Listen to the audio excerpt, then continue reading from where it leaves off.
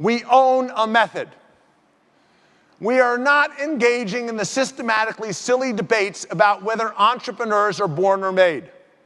It might be interesting for people who want to write other articles for other people who are also irrelevant in the conduct of executing on entrepreneurial agendas, but it is not particularly interesting here, where we're in the business of recognizing, whether you call it a method or a process or a discipline, that entrepreneurship can be codified as a method, and since it can be codified and rooted in empirical logic, it is available to be taught to anybody.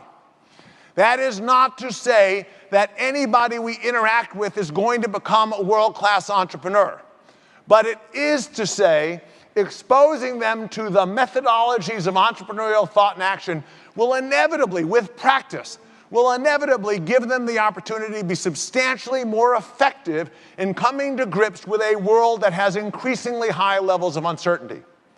It will enable them to stop being stuck and paralyzed by a world they don't understand and learn how to take action on it. So we own a method. And many of you have seen the personification of that method in the first large-scale diffusible object, the book The New Entrepreneurial Leader, that came out last month, written by 23 Babson faculty.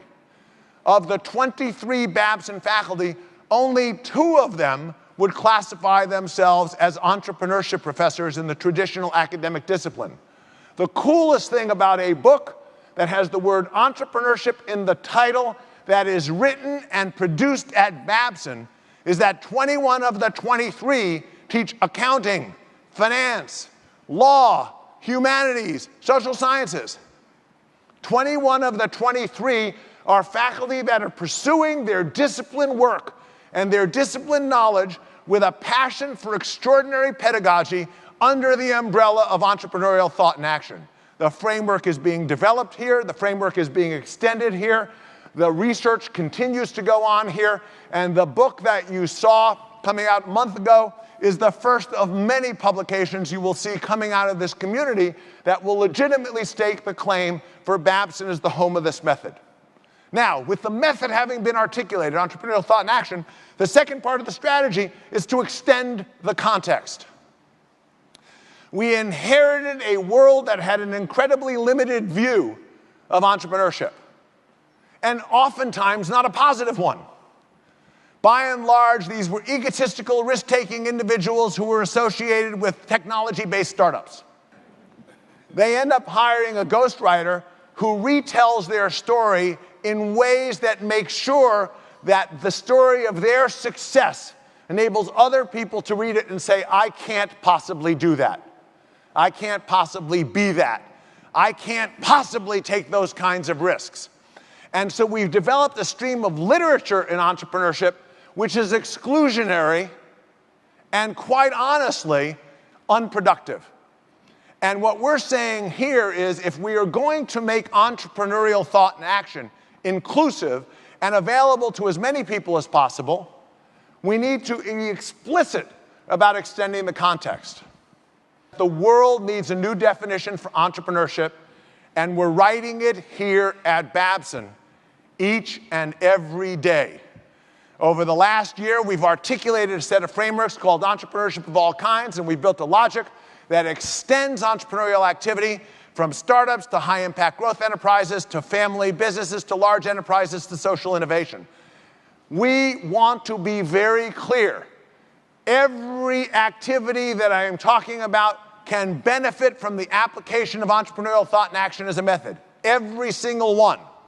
Virtually every individual in the world has the opportunity to benefit themselves economically and socially through the conscious application of entrepreneurial thought and action as a mechanism to enable them to take smart action to realize their aspirations and desires. Everybody. If this is beginning to sound a little evangelistic, it is. We have an enormous power, and consequently, we have an enormous responsibility, not just to extend the context, but to impact the world. And by impact the world, I mean two basic things. The broad-scale diffusion of entrepreneurial thought and action and entrepreneurship of all kinds to make it available in a variety of formats and a variety of different vehicles with a variety of different partners all around the world to ensure that we're able to actively engage in the broad-scale diffusion of what is not debatably, but almost certainly the most positive force for economic and social value creation in the world. That's the strategy. We own the method, we extend the context, we impact the world. Oh, by the way, remember, we're a small school. We're a small school that owns a method, has extended a context, and is absolutely committed to impacting the world. Nobody, but nobody in academia can claim a strategic position or an executionally oriented set of activities that comes close to challenging our claim that we are the only school that does what we do. I mean, think about it. Think about the schools you know.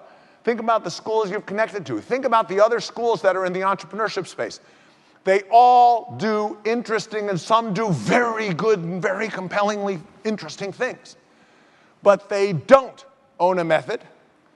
They rarely are interested in all of these forms of entrepreneurial activity, and very few of them are interested in impacting the world.